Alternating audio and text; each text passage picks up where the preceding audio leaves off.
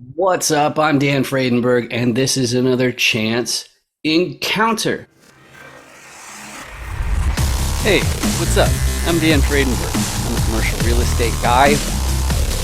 I'm from the internet.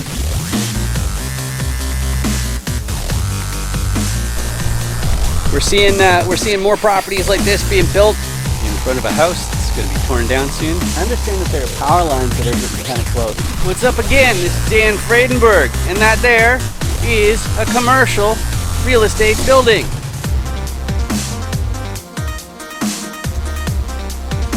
I'm joined today with Christina Stevens. How are you doing today, Christina? I'm good, Dan. How are you? I'm great. Like we've known each other for a spell, and we finally got this scheduled. It's fantastic. And what's even better still is I don't know if you know this, but today I've got my very favorite audience member with us watching. And why is my favorite audience member watching us? Well, it's because this is a chance encounter where I interview commercial real estate investors. Why do I do that? Well, part of it is because it's the law. We have these private deals that we can only share among people that we already know fairly well. So we need to find out, is there any overlap? Are there opportunities for our businesses to work with each other? And that's what this is all about. And I'm also making sure that you learn how to effectively communicate on the subject of commercial real estate investment. But before we get too excited about that, do you want to give a short introduction before we get to all the other details there, Christina? Sure, Dan. So my name is Christina Stevens. I am a nurse anesthetist by profession and background. I decided in the COVID world and just where we were in healthcare that having more than one stream of income was the right thing to do. Life changes after you go through a pandemic, a global pandemic. So we started investing just in 2021. We're still fairly new at it, but we've really hustled hard for the last 2 years to really get ourselves to the place that we're at.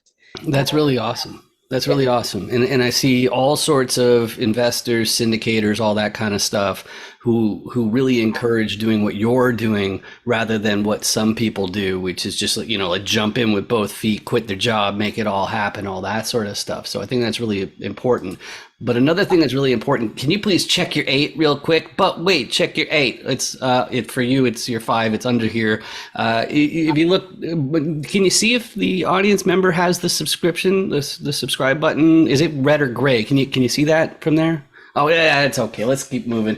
First thing I like to do is I like to talk about the motivations, because sometimes you get some people who are brand new coming on the show and they know why they're doing it, but they won't know necessarily how they're going to contribute. So that's why I start off with this one. So the first motivation I found, the distinct motivations that I've found among commercial investors, some people are making their next acquisition because they're preserving their purchasing power. And what that means is they've already got a nest egg. They probably have a portfolio big enough that they can live off the cash flow that comes from owning it. But when inflation rears its ugly head, sometimes they have to make a new acquisition. They use some of their assets as collateral, but the whole strategy in that case is not to sell everything, keep money deployed. But that's not what I'm really up to. This one's not my one. My one is trading time directly for wealth. And I suspect that this is a lot of what you're up to. But to give some ideas here, my background is in technology. I've owned a CRM agency for 12 years now.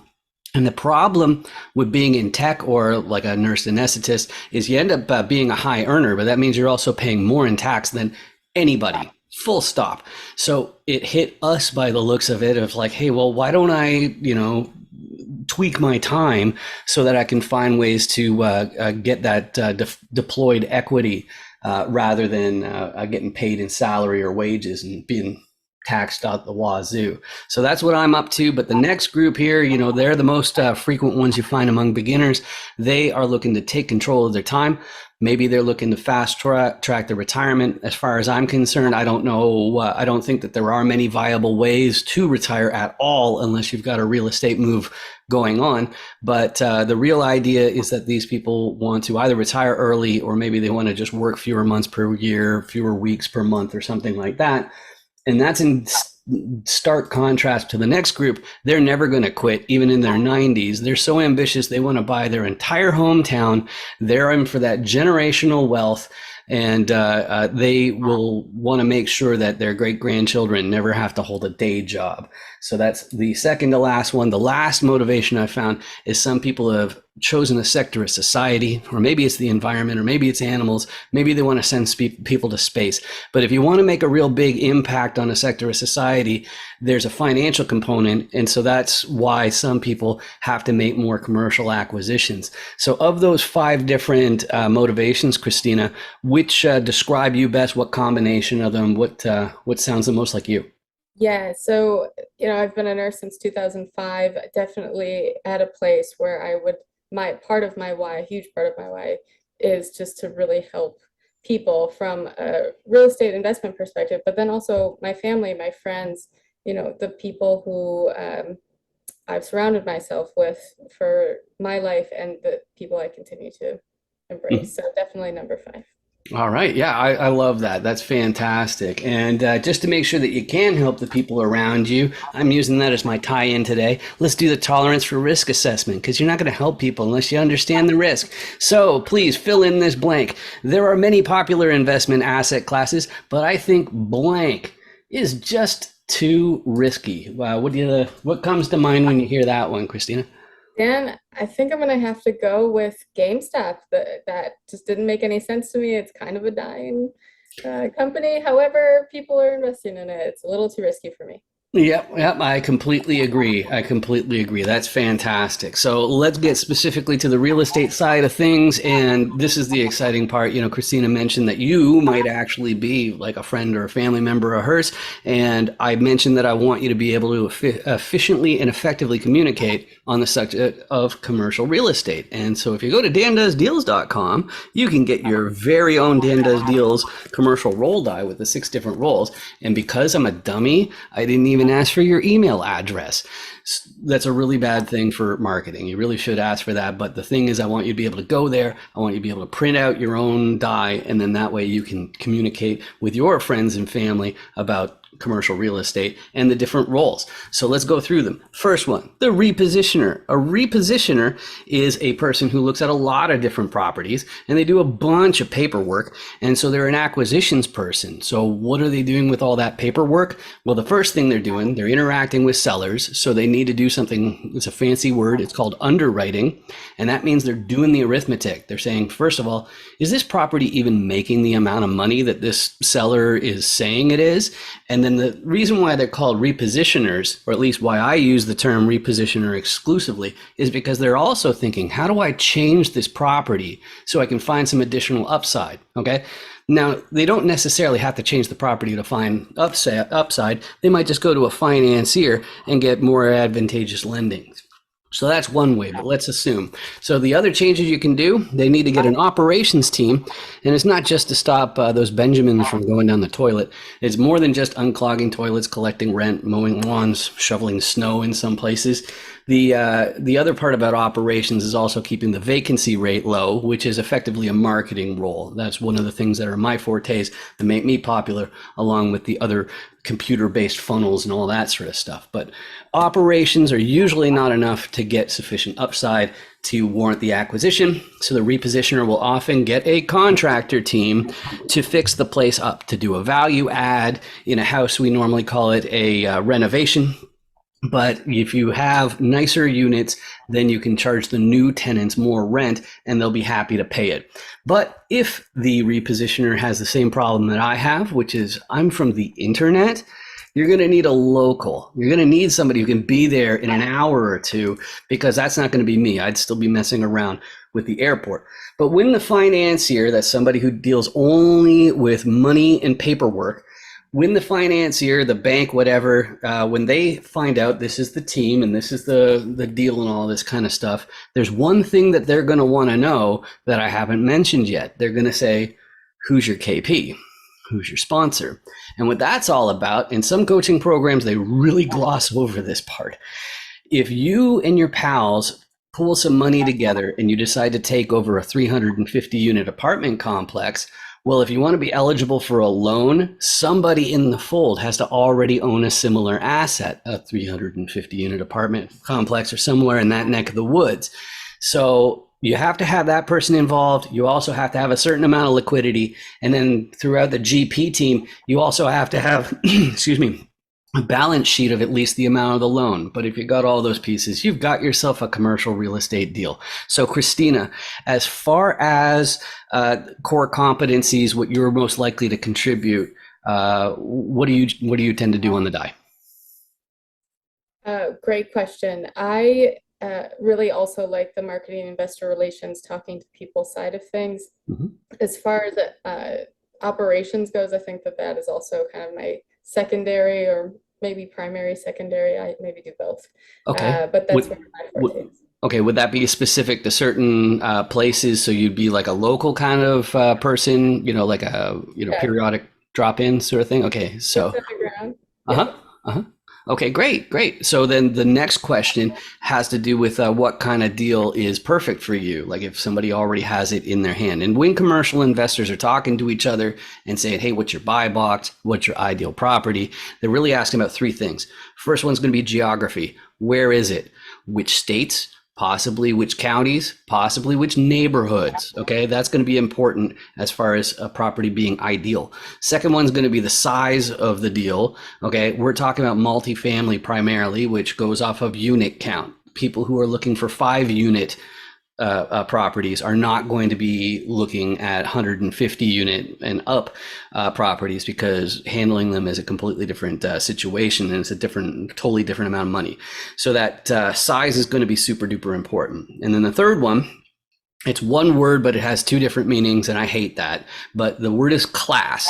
The first meaning of class has to do with the condition and age of the building. So is it old and beat up, or is it up to date, but it's not particularly luxurious, or it's, brand spanking new with all the luxuries available? Those would be the different types of class on one definition. But the other definition has to do with the area that the property is located in. So that's about the school districts and the crime rates and things like that. So, Christina, as far as deals where it's easier for you to say yes, it's more difficult for you to say no, what you got? So I live in the Midwest, so definitely kind of honed into the Midwest, mostly because I do like the idea of investing in my backyard, being boots on the ground.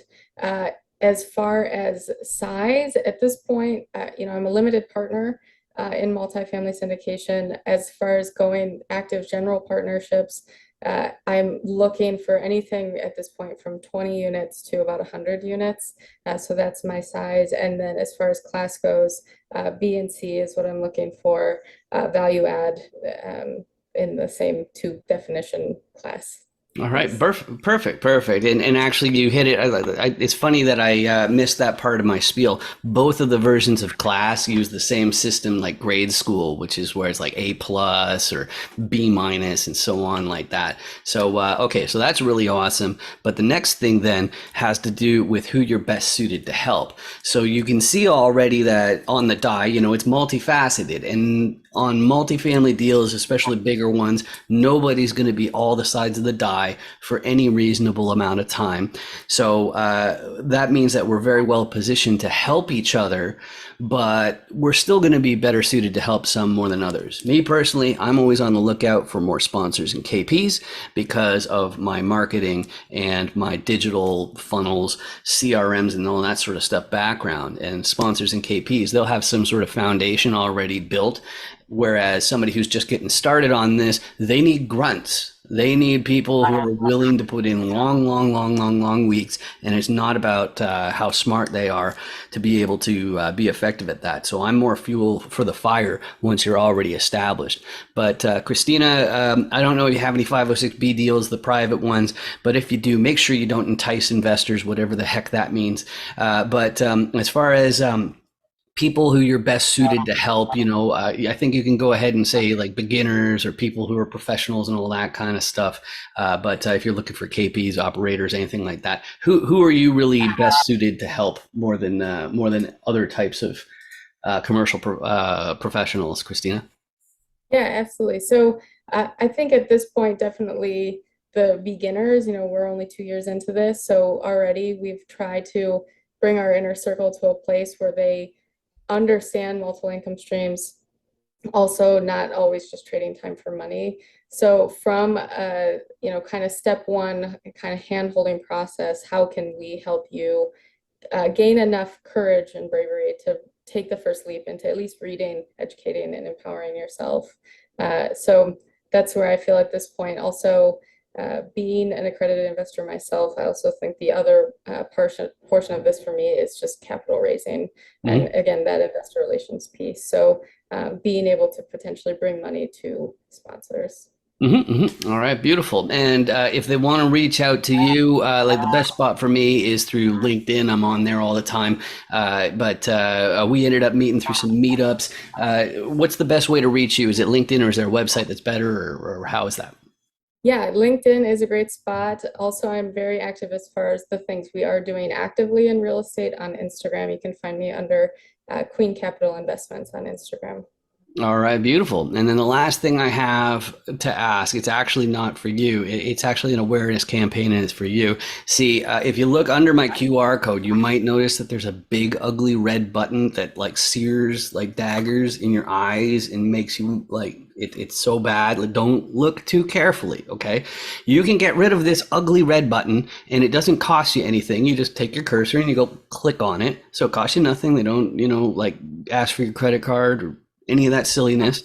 It costs you nothing, and you got to see the gray button. The gray button is so much nicer than the red button, so you should click on it. And it has this bonus power, which it means that YouTube might start paying for these videos instead of me.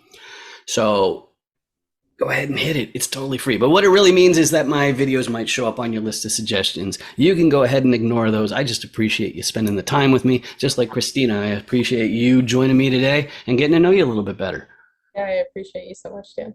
Awesome. Thanks. Make sure you 506B me. Any syndicators, make sure you 506B me. Hi. Oh, hey, yeah, here's my code. You got your QR code scanner? Okay. Yeah, oh, yeah, just hold it right in the square there. Okay, cool. And now you hit open in browser. Okay. Okay. Are you already logged into 506B me? Yes. Yeah, okay, cool. Yeah, so there's my video. So now I'm already on your watch list. So when you get back to your hotel, you can find out what my core competencies are and my level of sophistication. Sound good? Yeah. I love your hat. Real estate's a scam. That's really funny. Yeah. Nice meeting you. You too. 506B me, everybody.